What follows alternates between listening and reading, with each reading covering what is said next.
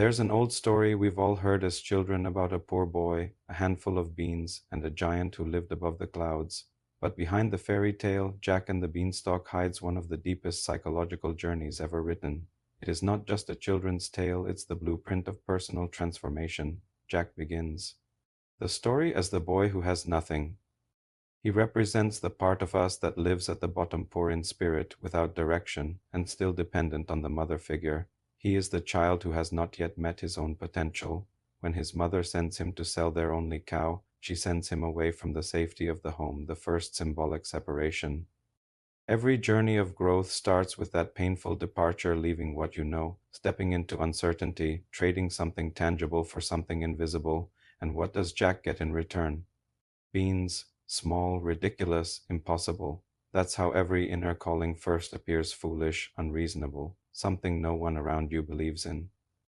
The beans are intuition, the silent whisper that says, there is more to your life than this. When Jack plants the beans, they grow overnight into a beanstalk that pierces the clouds. It is not just a plant, it is the bridge between the conscious and the unconscious, the symbolic ladder to your higher self. The beanstalk is what the psyche builds when you finally say yes to your inner potential. And climbing it, that is the moment of courage. It's when you decide to face your fears, your memories, your buried emotions. Every step upward is a confrontation with what lives above in the realm of the unknown, of power, of danger. At the top of the beanstalk, Jack finds the giant's castle, an image of authority, domination, and fear. In every psyche, there is a giant, the part of you that holds power over your emotions, your worth, your identity. It can be a parent's voice, an internalized critic, or an old trauma that still rules from above.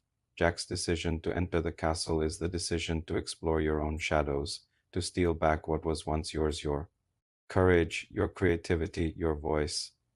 When he takes the treasures, the gold, the singing harp, the hen that lays golden eggs, he is reclaiming his natural abundance. He is bringing light back from the unconscious to the conscious world. But then the giant wakes up, because the moment you start to grow, your inner resistance awakens too. Every step forward threatens the part of you that prefers control.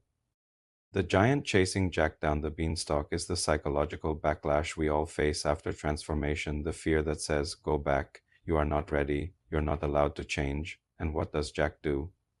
He climbs down, fast. He runs back to the ground, the realm of the real, and cuts the beanstalk. This is not an act of violence. It's an act of integration. He severs the path to the illusion that power lives only above. He brings his growth back into daily life, grounded, human, and balanced. When the beanstalk falls, the giant falls with it. The authority of fear collapses, and Jack, for the first time, becomes master of his own world. This is what every healing process feels like. You plant a seed of hope. You climb through uncertainty.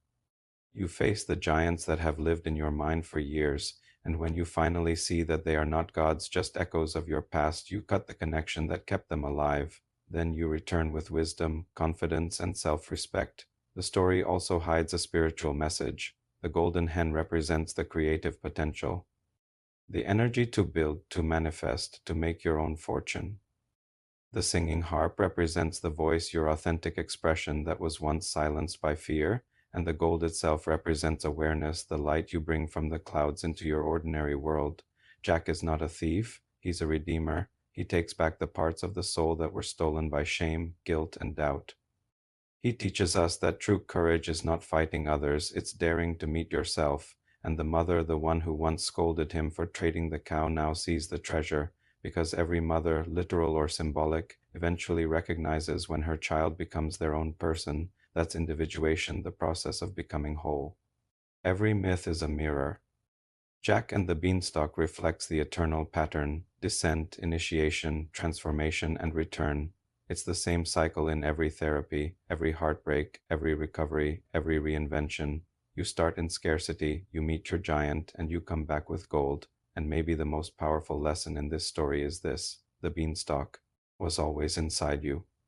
You were always capable of growing beyond your circumstances. You didn't need permission, you needed faith. So the next time life offers you something small, something that others mock or dismiss, remember the beans. They don't look like much, but when planted in courage, they become your bridge to everything you were meant to become. Every person who heals climbs a beanstalk of their own. Every person who forgives faces a giant. Every person who dares to rise becomes Jack. And when you finally hold the golden harp your voice and it sings again, you realize that no one can take from you what you have reclaimed from within, because healing is not magic, it's remembrance. You don't become something new, you return to who you were before the world told you to shrink. If this story speaks to you, share it with someone who's climbing their own beanstalk right now. And remember, you're not crazy for believing in magic. You're just brave enough to believe in your own growth. This was Sergey Guru, helping you see the psychology behind the story and the story behind your psychology. Subscribe for more videos that awaken, heal, and remind you who you are.